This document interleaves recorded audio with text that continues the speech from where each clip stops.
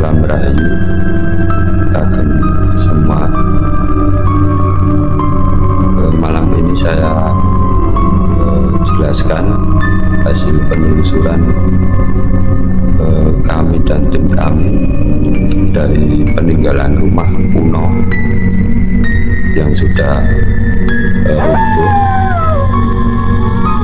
Sejarah rumah kuno itu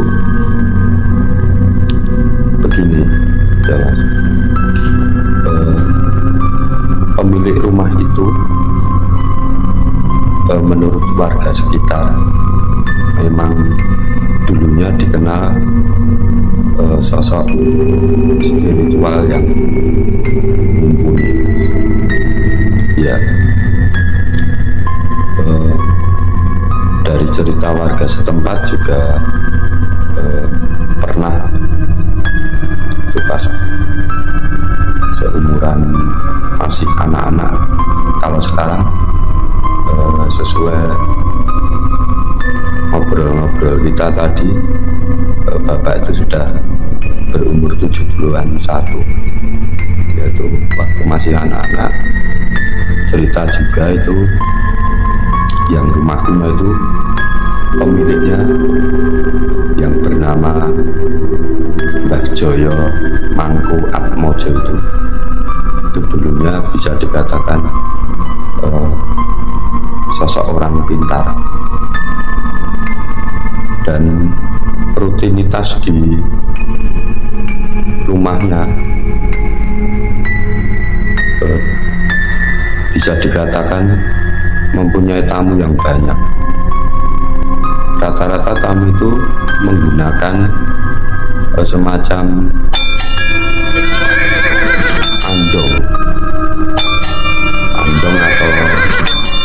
andong dengan dokar, bisa juga disebut dengan delman itu Mas. Kalau sekarang itu banyak itu orang yang minta tolong ke rumahnya, minta restu, itu banyak. Rumah itu hampir berumur bisa dikatakan ratusan tahun ya. Menurut informasi Mbak Joyo itu juga meninggal dengan umur 118 tahun meninggalnya. Dan dari seseorang yang pernah dititipin semacam wasiat ya, wasiat itu sempat juga saya ngobrol itu. Rumahnya memang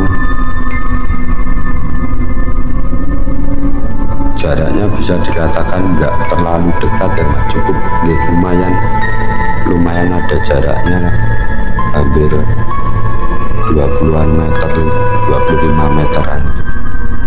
Itu sempat tadi ngobrol juga, pernah dikasih wasiat sama Mbah Joyo itu. Wasiat itu disampaikan langsung kepada Mbah Joyo. Isi wasiat itu Mbah Joyo itu kan bilang sama tetangganya itu, titip pesen itu dengan semacam wasiat atau pesan itu, menitipkan semua rumah atau kebun itu kepada orang itu. Dan Mbah Joyo itu sempat bilang kepada orang itu, besok kalau saya tidak ada atau meninggal, setelah rumah itu saya tinggal atau tidak ada, apabila sudah dipenuhi pohon-pohon yang merambat itu Mas, nama kalau di sini namanya pohon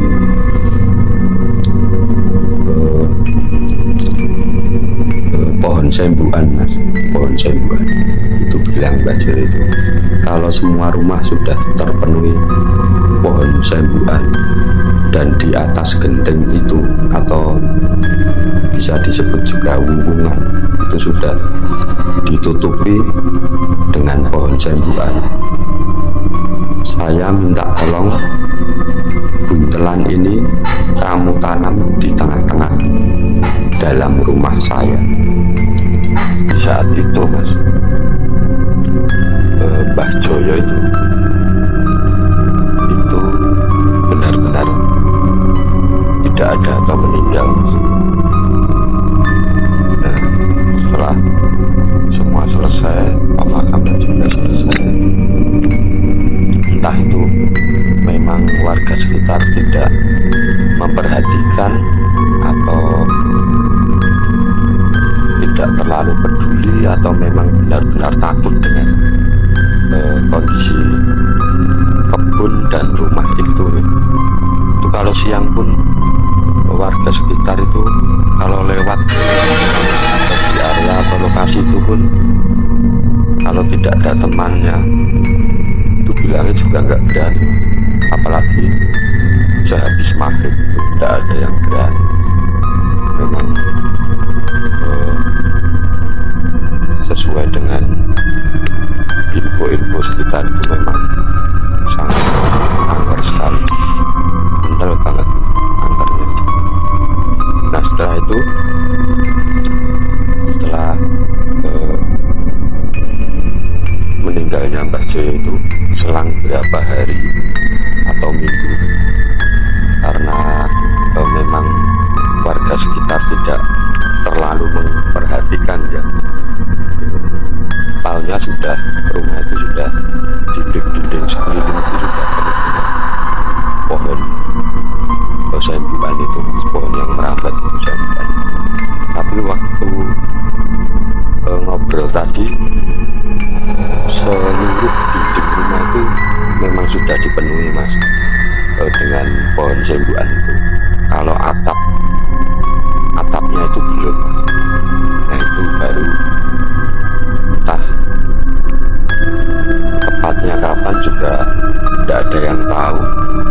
Selang berapa hari atau minggu itu memang benar-benar penuh dengan pohon sembuhan itu Mas. Makanya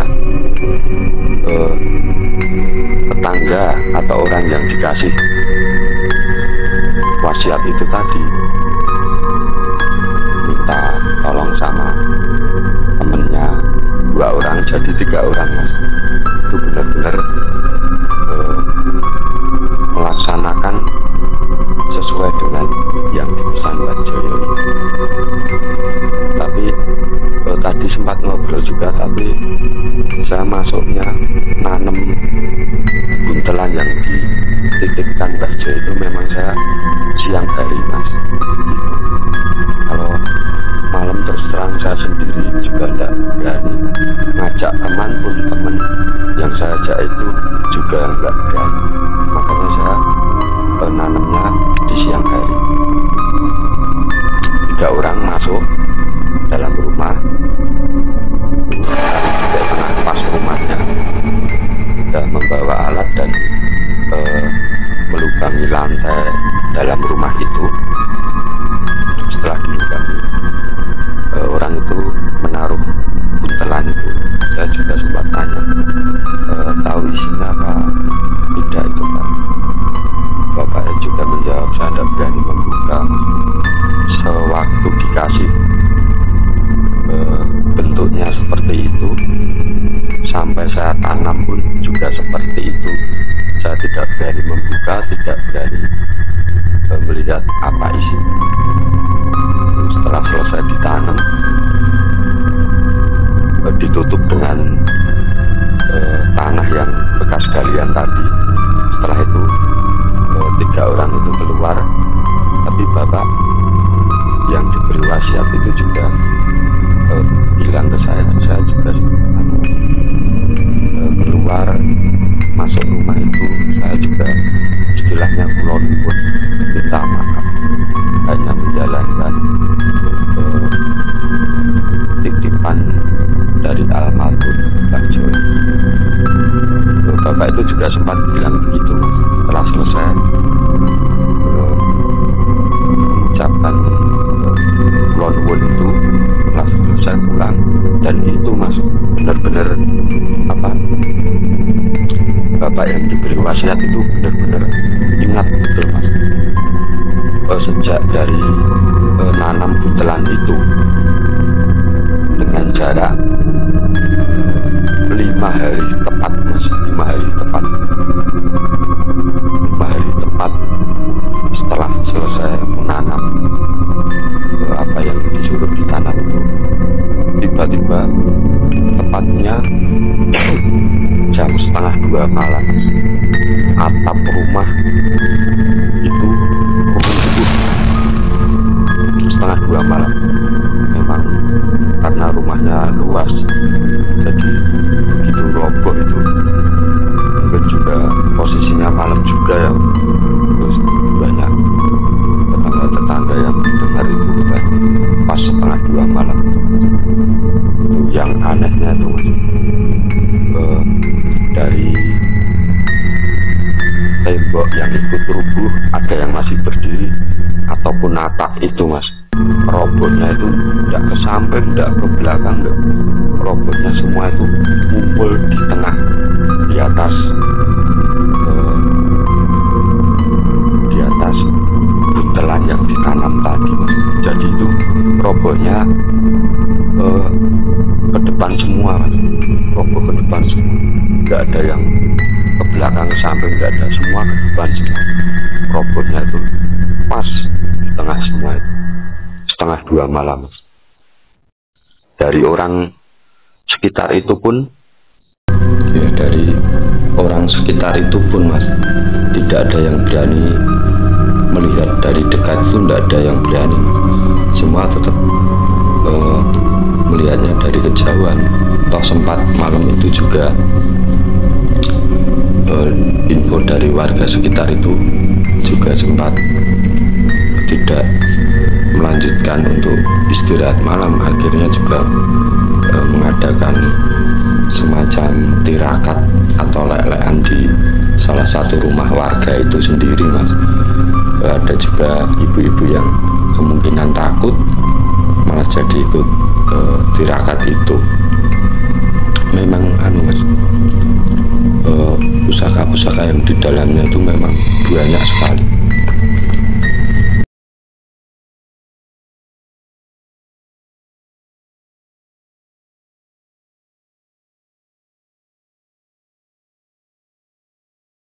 Banyak itu mas, pusaka-pusaka itu memang banyak di dalam rumah itu, memang banyak. Sesuai penglihatan saya tadi sewaktu mau masuk ke lokasi itu, sempat dipesan juga sama bapak yang pernah diberi wasiat itu, mas, kalau melihat pusaka apapun, mohon maaf, jangan diambil dengan cara apapun. Memang dipesan seperti itu mas. Makanya saya juga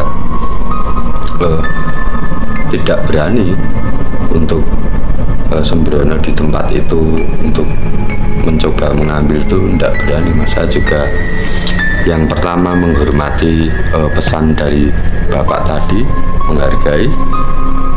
Saya juga di samping itu saya juga mengajak teman, saya juga tanggung jawab ke teman saya. Nanti kalau ada apa-apa juga saya tanggung jawab. Memang powernya semacam power perlawanan itu untuk melindungi tempat atau lokasi itu mas. Memang perlawanan powernya benar-benar kuat. Cuma saya mau ke halaman belakang rumah itu, saya tidak jadi ke sana karena aura dan powernya itu semakin kuat. Cuma ada sisa bangunan mas, semacam dapur sedikit sama kamar mandi atau apa sumur itu ya mas. Itu sempat juga interaksi di situ, memang benar-benar luar biasa itu. Tapi menurut info dari warga sekitar itu bukan kamar mandi mas, memang itu dibuat Mbah Joyo untuk tempat tirakat atau lelaku kungkum, entah itu dari Mbah Joyo sendiri atau dari tamu-tamu Mbah Joyo yang minta pertolongan atau minta restu dengan lelaku tirakat kungkum, kemungkinan dilaksanakan di tempat itu. Bak mandinya tuh besar banget mas, seperti kolam itu, tapi bukan kolam, memang bener semacam bak mandi itu, agak dalam itu begitu. Jadi pusaka-pusaka itu memang benar-benar masih alami semua mas. Itu posisinya itu tidak tergeletak, tidak tertanam di tanah mas. Posisi pusaka itu semua mengambang itu mas, dengan aura pusaka yang di sekeliling pusaka itu benar-benar membara itu mas. Tapi juga saya menghormati pesan dari bapak tadi, makanya saya tidak terlalu berani melangkah lah. Saya cuma semacam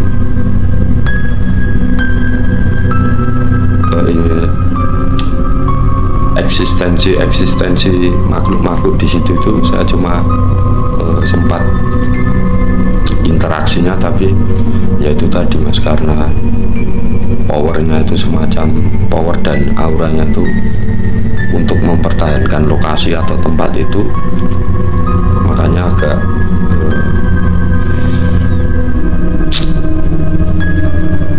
komunikasi itu agak keras itu.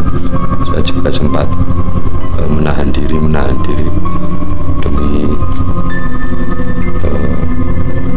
semuanya, karena saya juga mengajak teman tanggung jawab itu mas. Jadi benar-benar powernya itu luar biasa itu di tempat rumah Mbah Joyo. Sampai hari ini pun mas, banyak sekali kejadian yang entah itu warga setempat ada yang melihat rumah itu dilingkari ular besar sekali mas. Itu dari ekor sampai kepala itu mas, sampai ketemu mas, melingkari bekas rumah itu mas, di atas tembok yang belum rubuh itu, melingkari lokasi rumah itu. Besar katanya, besar, ular itu besar. Ada juga yang belum lama ini juga, awal-awal tahun 2025 ini mas, sempat juga ada orang asing yang membawa sepeda genjot itu atau sepeda ontel itu. Warga sekitar juga kaget, pagi hari kok ada orang tidur di lokasi itu.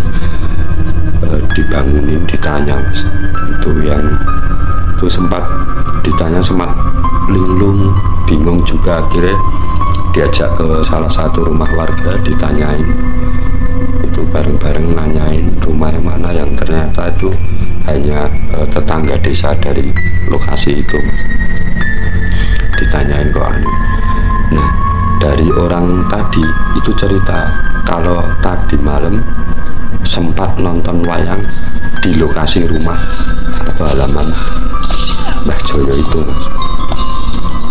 Itu juga cerita dengar ada wayang jam 10 malam itu berangkat dari rumah, tapi setelah sampai di lokasi itu entah jam berapa, bapak itu tidak ingat. Itu juga cerita mas, yang nonton tidak hanya bapak itu sendiri, orang yang lain itu pun juga nonton, cuma bapak itu cuma bilang sama penonton kok tidak tegur sapa, ketemu cuma diem, wajahnya itu cenderung tidak bersahabat lah, cenderung bisa dikatakan muka-muka masam gitulah. Begitu mas. Bapak itu juga sempat membeli kacang rebus mas di lokasi wayang itu mas. Sempat juga itu beli kacang rebus, bawang 5.000 dapat kacang rebus 1 plastik atau gimana gitu, tadi infonya begitu.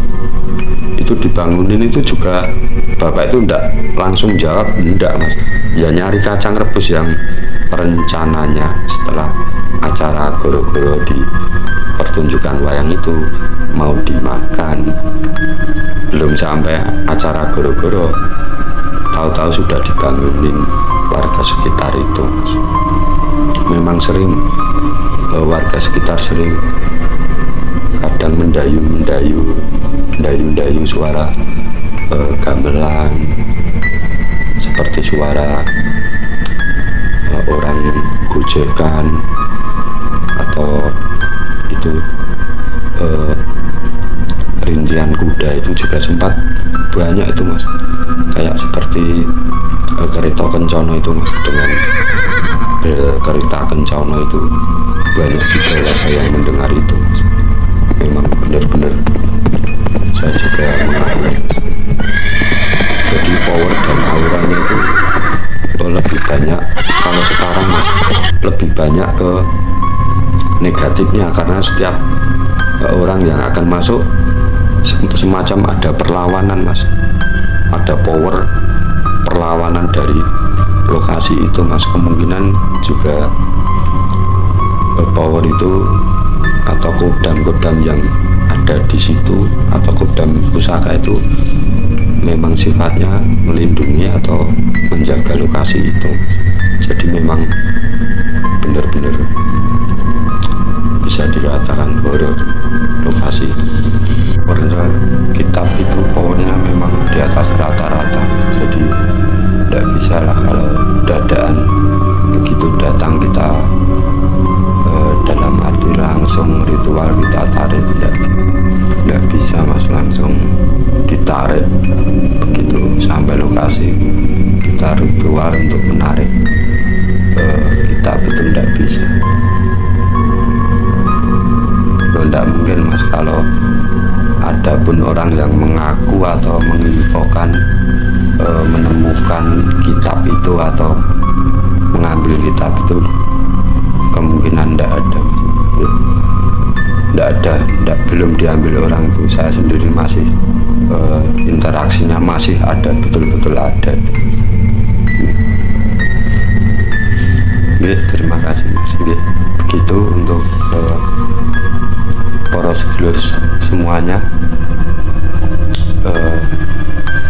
penelusuran kita di rumah kuno yang sudah roboh di desa terpencil di Klaten.